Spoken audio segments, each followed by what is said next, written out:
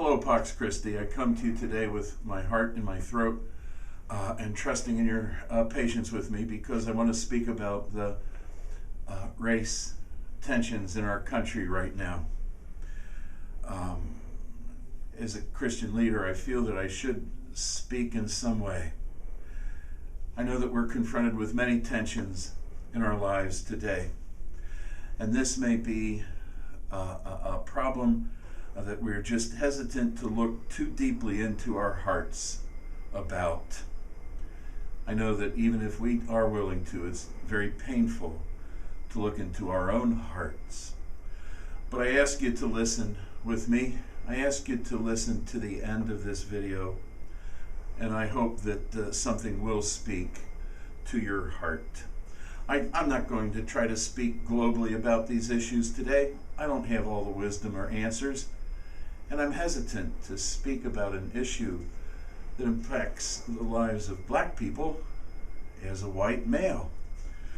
But I do feel that I have an insight that I'd like to share, and that I hope that will help you give some substance to your thoughts, or a direction to go to in your own thoughts and reflections. And I have to go to a dark part of our recent Catholic Church history to do so. And that is our recent history of priest sexual abuse of children. Please bear with me if you will. Some of you are watching this suffered from abuse by a priest, and I hope that this is not a painful reflection for you. But here are some things that I'm remembering. It was only ever a small number of priests who were abusing children. Just as today, there's only, I'm sure, a small number of policemen who feel free to use violence against black people in a way that just is not right. When we first started hearing about the priest sexual abuse problem, many people were hesitant to believe that it was true. Oh, it couldn't have been this priest. Oh, I know that priest and I liked him. I don't believe that he was abusing children. And back in the really bad old days, we know parents were sometimes more likely to trust their priest than the stories that their own children were telling them. And so today, we see violence being perpetrated against black people from people of authority, people whom we trust, people whom we feel that we need to trust. And so people are tempted, easily tempted, to say, oh, it can't be the case. We trust the police.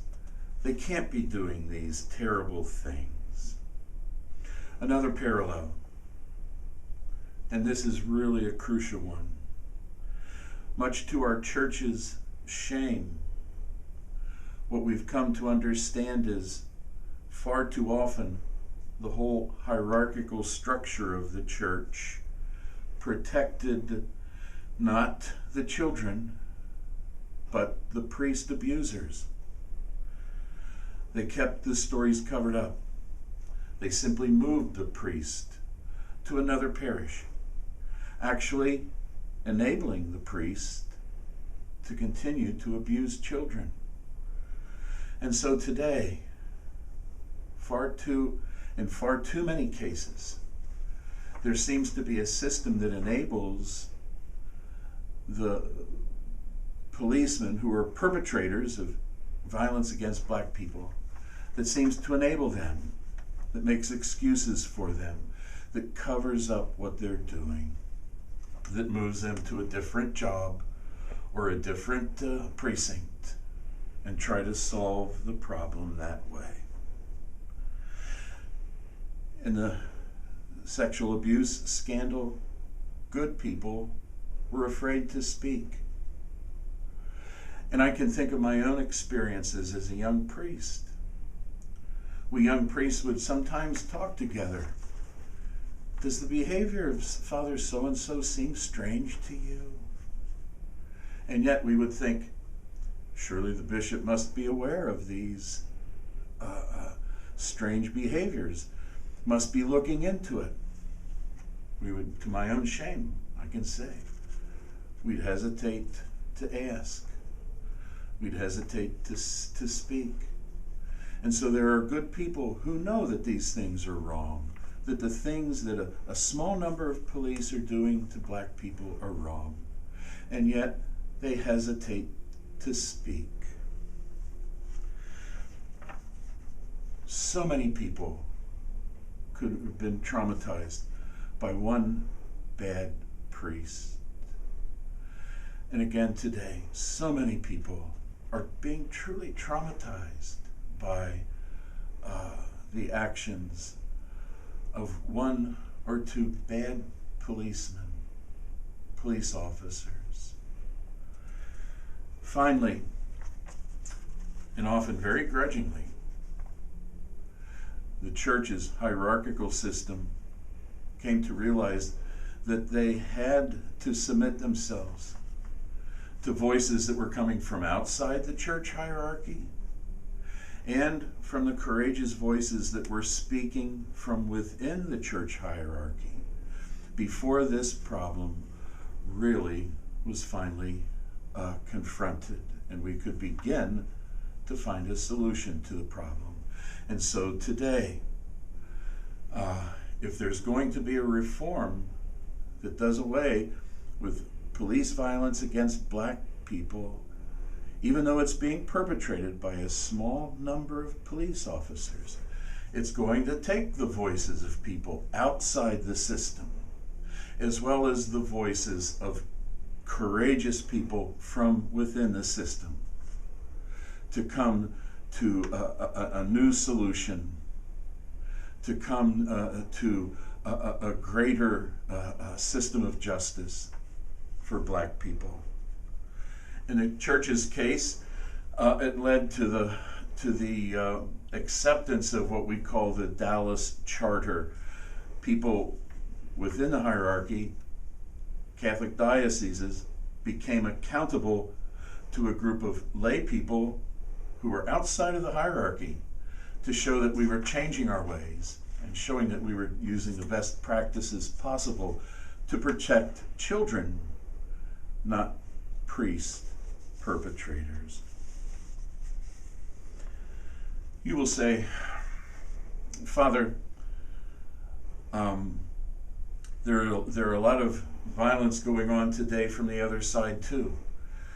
What about the violence of the protesters? And of course it's wrong. Of course it is wrong when the violence, when protests turn to violence, when stores are destroyed and vandalized, and most of all, when the violence leads to violence against police officers, most of whom are good men and women trying to do their jobs. Of course that's wrong. But we cannot say, because that violence is being done, therefore we don't have to look at the violence that is coming from law enforcement.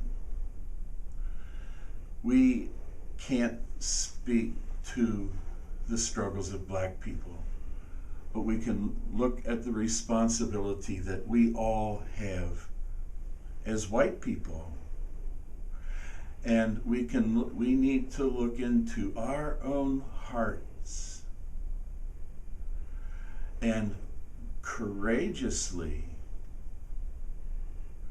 but trusting in God, see if there are any ways that we have contributed to silence about police abuse against the black people, supported even in a passive way, the way I sometimes seem to have done when I was a young priest, to perpetrating a system that allows this kind of violence to go on.